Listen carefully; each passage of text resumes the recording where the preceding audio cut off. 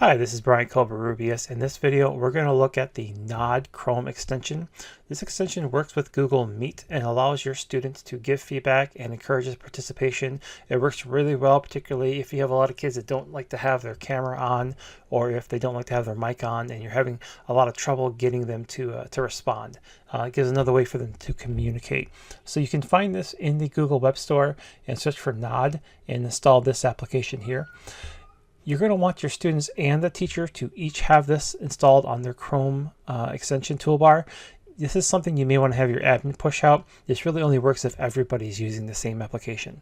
So I'm going to hop over to this Meet, and here I have a couple demo students.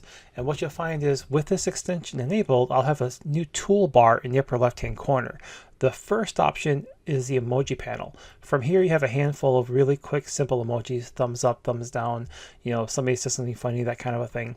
When you click on one of these, it shows up in the bottom left-hand corner on everybody's screen and then disappears. So it's just a real quick way to get some feedback.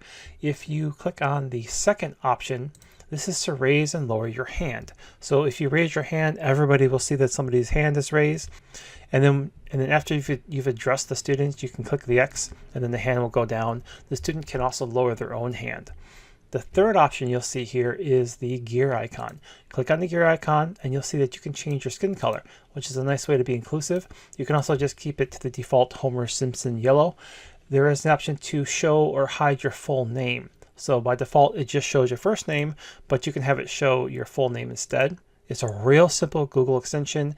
It allows you and your students to communicate using emojis and using a hand raise within the Google Meet application. It works really great, doesn't interfere with any of the grid layouts or anything like that. If you have any questions, go ahead and put them in the comments. Let me know if I can help.